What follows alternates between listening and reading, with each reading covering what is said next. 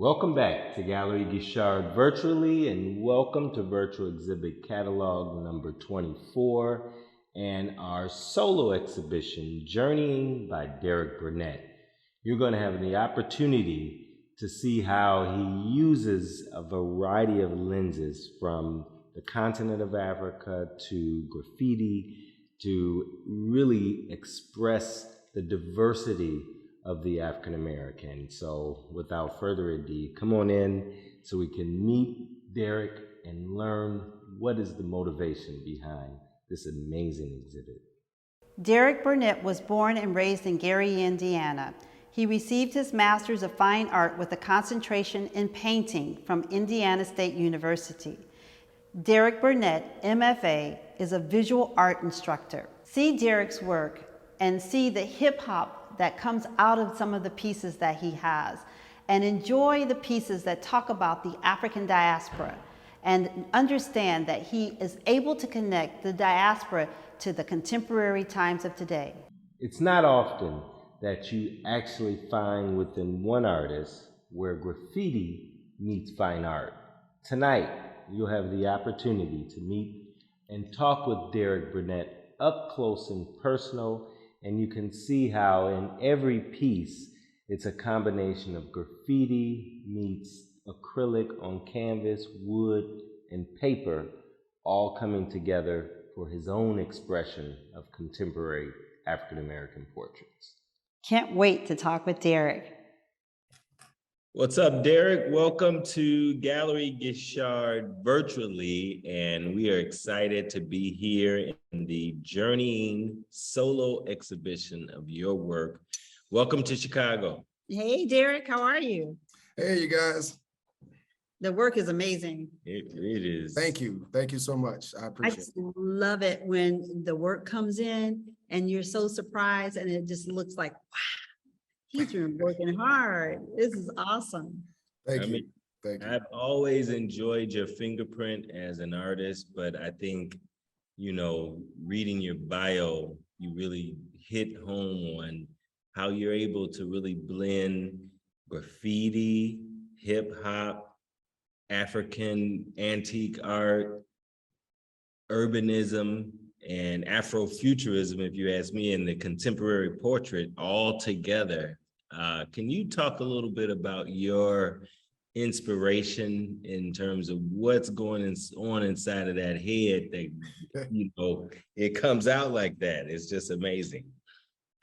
It's funny that you said Afrofuturism because I think within the last few years, I started to understand that term. I feel as though I'm a little bit older than that crowd. However, sometimes they say as artists, our audiences haven't been born yet. And I feel like I've just always had an affinity towards Romare Bearden. First of all, the way that he did his collages when I first discovered that in high school, it was just something about being able to take something that you find, cut it up and rearrange it and give it a new purpose. So I think from that practice and seeing his art and my love for music and hip hop and, being someone who is from the region, as they say, I'm all about the urban environment and the sound of the city, the look of the city, the feel that you get. So I applied all of those things into my art. And I just found a way to kind of make things work, to give it that harmonious, kind of feel where I can make it all harmonize. That's my end goal. That's awesome. I love your story. Tell me a little bit about your background, and then not just your background, but how you moved around and how you really got into the work that you're doing. I'm originally from Gary, Indiana. I was born and raised there. I went to a school called Emerson School for Visual and Performing Arts, which allowed children in the city of Gary to specialize in some type of visual performing arts. So I did visual art. That was my thing. From there, I went to school, actually on an athletic scholarship. I played football. So that initially brought me to school where I met Louis Delsart. at Morris Brown. I was at Morris Brown on that campus, so I was part of the AUC. And, you know, I had a few conversations with him about my future and where should I go. You might even see a little bit of the influence with the splashes and things like that I kind of picked up. It was amazing being on campus and seeing that for the first time, to see a Black artist, you know, create things. I remember reading about Black artists in books, but here it is, there's a Black artist in front of me making art. And it was amazing. I was very fortunate to have that happen. Outside of that, I continued to practice art. I received my degree from Indiana State University, Master's of Fine Art and Painting. And then I started moving around. I got married. My wife and I started in Indianapolis area, and then we moved to Texas. Then we moved back to Indiana, and then we went back to Texas. So that's kind of what this show is about the transition when I started picking up things from Texas, bringing it back to Indiana, and then the journey back to Texas, which is where I'm at now. And just picking up different things and experiences along the way. I've always been a hip hop head. I love hip hop. And so I am constantly listening to new music and trying to even get into some of the things that my students represent and the stuff that they like. You know, first and foremost, I'm going to digress before I go to my next question and just say kudos, because we knew Louis Dessart and he exhibited his work here at the gallery when we first opened. Oh, wow. And yeah. The underpainting in your work now makes sense to me, you know, just the way his beautiful underpaintings with those colors, the way he used light, right, backlight, uplight. I mean, he was a genius. So, man, you come from some good stock there, and that's all I got to say. But I see your work, and I am asking a question. Is your work, or could it be seen as visual hip hop? Because I almost feel like it's got a swagger to it that is universal and timeless, and it makes me feel like I'm listening to a song almost. Is that intentional?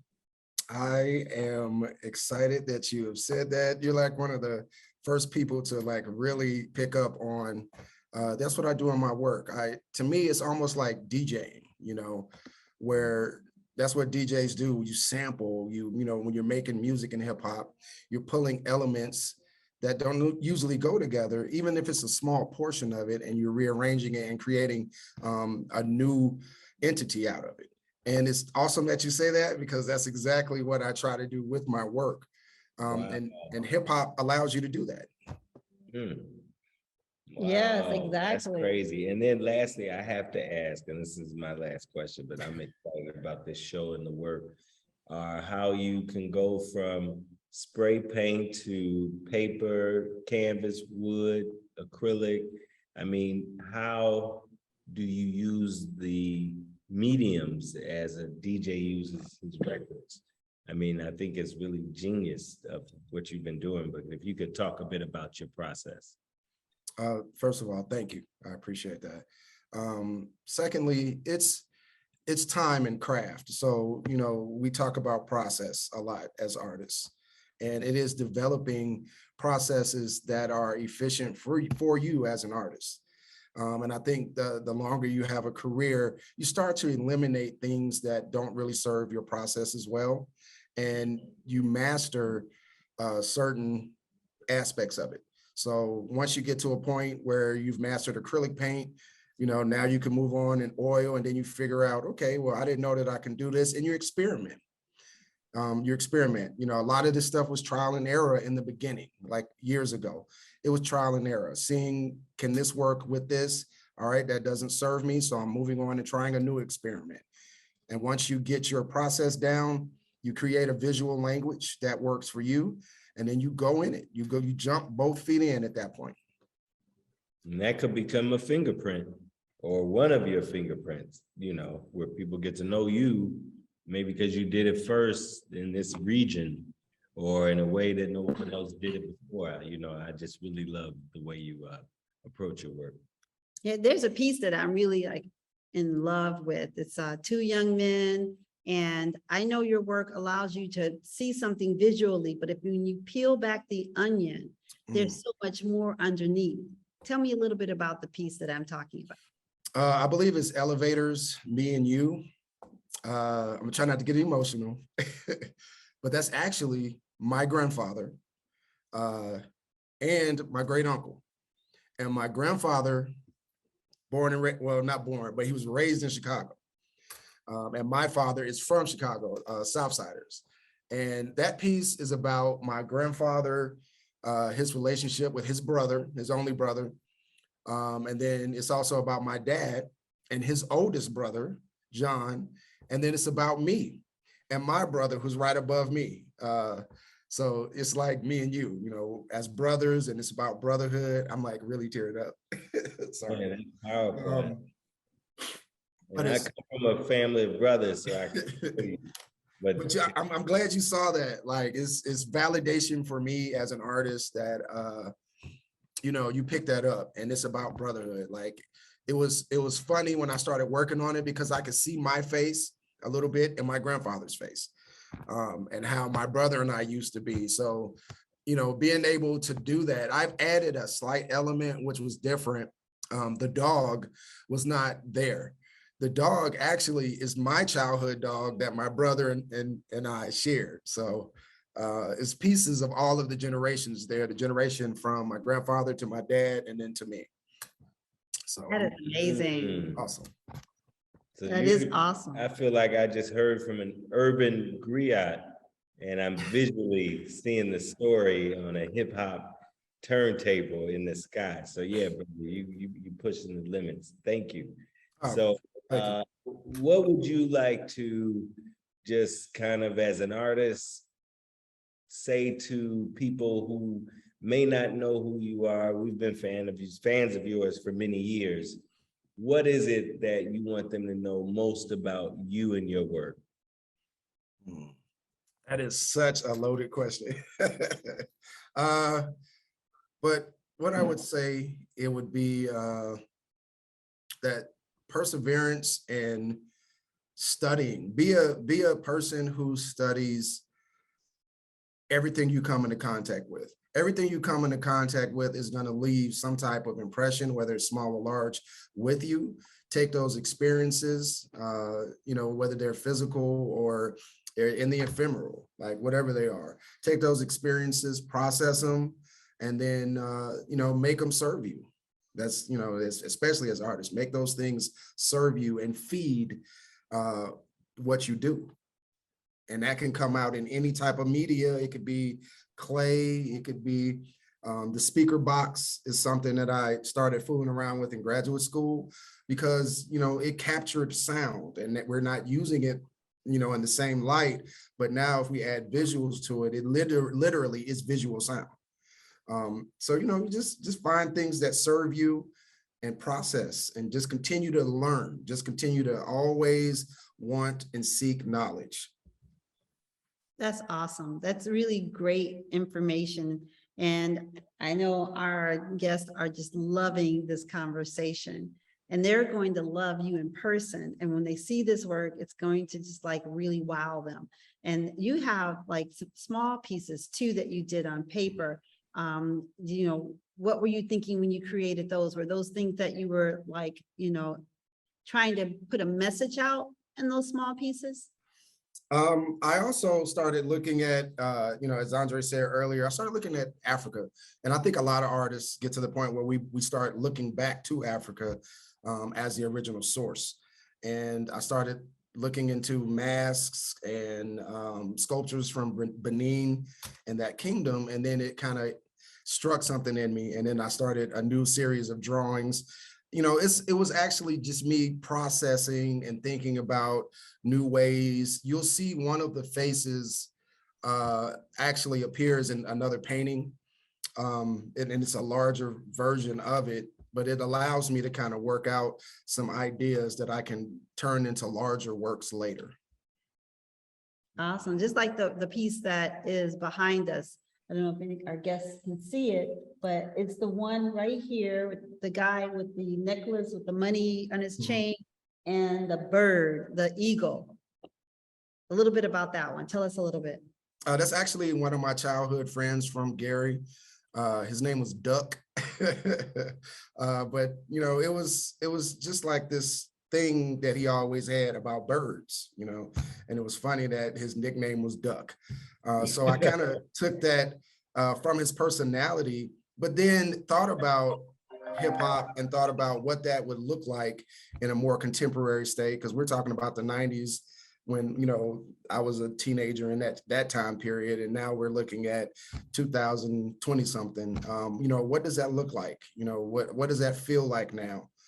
So it was important for me to capture more tattoos and more of the swagger that hip hop has within that portrait, but also think about saints and what does it mean to be a saint? You know, like when we think of people who do nice things in the neighborhood or someone belonging to a church, we call them saints. So those two doors were just kind of like me processing and thinking about people who go above and beyond.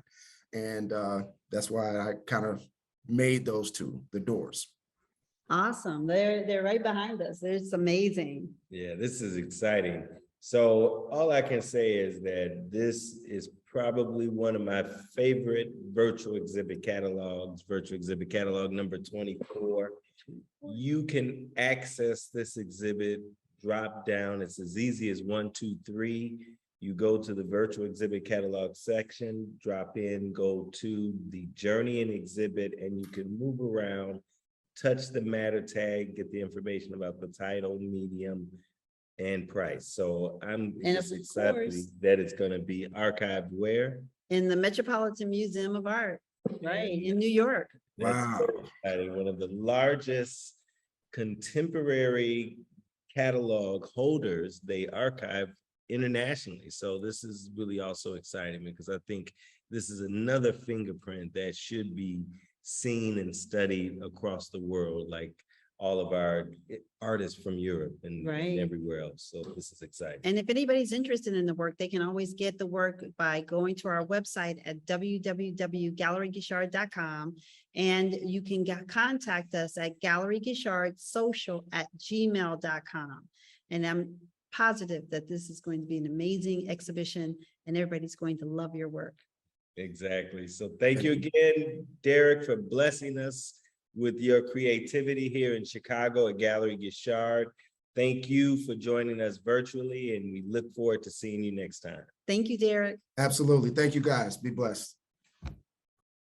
Wow, what an amazing ride. It's always great to understand how process meets inspiration. And the creativity that Derrock has. I loved hearing his story, and I really can't wait for him to see this work on the gallery walls in person. And that's what we really love about this Gallery Guichard solo series. It allows you as the viewer to understand how an artist comes together to create a body of work, and how, like in this case, this body of work covered a period of time of him moving from Indiana back to Texas, and how the work reflects a lot of that. So what a wonderful ride. So happy to have you. And we look forward to seeing you next month at our next solo series featuring the fine art of Al Burtz and Calvin Coleman. And if you're interested in any of the artwork, you can dive in and see more work at www.galleryguichard.com. And you can let us know if you're interested at galleryguichard@gmail.com. And don't forget, it's as easy as 1, 2, 3. Use your phone anytime, any place to art binge and find the work of art that speaks to you. See art, buy art, love art, live with original art.